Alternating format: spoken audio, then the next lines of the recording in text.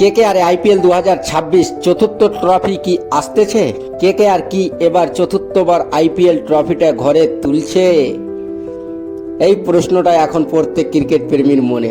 আর আপনি যদি একজন ডাই হার্ড কেকেআর ফ্যান হন, তাহলে আজকের ভিডিওটা আপনার জন্য একদম স্পেশাল।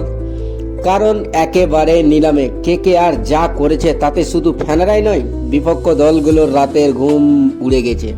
64 কোটি টাকা পকেটে নিয়ে যেভাবে কেকেআর স্ট্র্যাটেজি সাজিয়েছে, তাতে সত্যি মনে হচ্ছে ট্রফিটা এবার ইডেনে আসছে। কিন্তু তার আগে একটা ছোট্ট অনুরোধ, আপনি যদি মন থেকে কেকেআরকে ভালোবাসেন আর চান করব লড়বো জিতবো স্লোগান এবারও বাস্তব হোক, এখনই এই ভিডিওতে একটা লাইক দিন, কমেন্টে বড় করে লিখুন আমি কেকেআর। দেখি তো আমাদের মধ্যে কতজন আসল নাইট আছে। নিলামে কেকেআর এর মাস্টার স্টক। এবার নিলামে কেকেআর স্ট্র্যাটেজি ছিল একদম পরিষ্কার।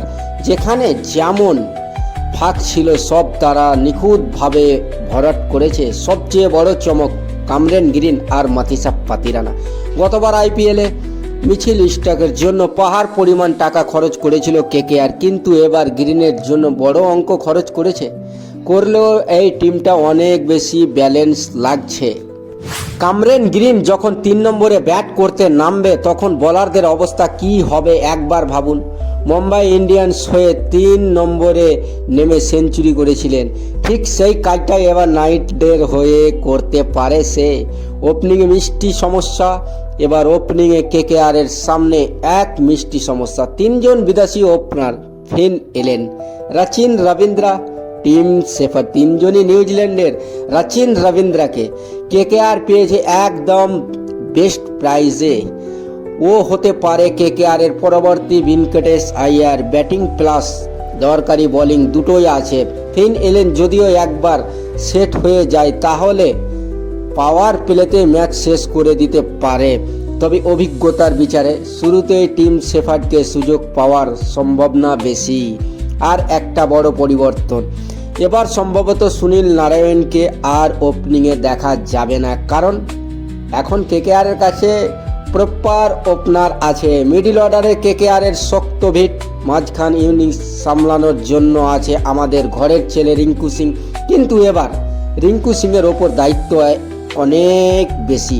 আমরা সেই 2023-এর রিঙ্কুকে ফিরে পেতে চাই, যে শেষ 5 বলে 5টা ছক্কা মেরে ম্যাচ জিতিয়েছিল। রিঙ্কুর ব্যাকআপ হিসাবে রাহুল ত্রিপাঠী নেওয়াটা একেবারের মাস্টার স্ট্রোক। আগেও কেকেআর এর হয়ে দুর্দান্ত খেলেছেন, টিমের পরিবেশটা ওর চেনা। আইপিএল 2026-এর ভয়ঙ্কর বোলিং অ্যাটাক। এবার যদি বলি বোলিংয়ের কথা, বলি সোজা সাপটা বলবো, আইপিএল 2026-এর সব থেকে শক্তিশালী বোলিং অ্যাটাক কেকেআর এর। একদিকে শ্রীলঙ্কার speed star Matheesha Pathirana, dead ওভারের ইয়ারকাট মানে ব্যাটারদের দুঃখ স্বপ্ন। আর ওর ব্যাকআপে বাংলাদেশের মোস্তাফিজুর রহমান। অনেক তুলনা করেছিল ফিজ না পাতিরানা। কেকেআর ম্যানেজমেন্ট বলছে তর্ক নয়, আমরা দুজনকেই নেব। ভাবুন তো, একবার দুজনের মধ্যে যে কোনো একজন খেললেই বিপক্ষর ব্যাটিং লাইন আপ তছনছ হয়ে যাবে। ভারতীয় বোলারদের মধ্যেও আছে হর্ষিত রানা, বৈভব অরোরা, আকাশদীপ, কার্তিক ত্যাগী।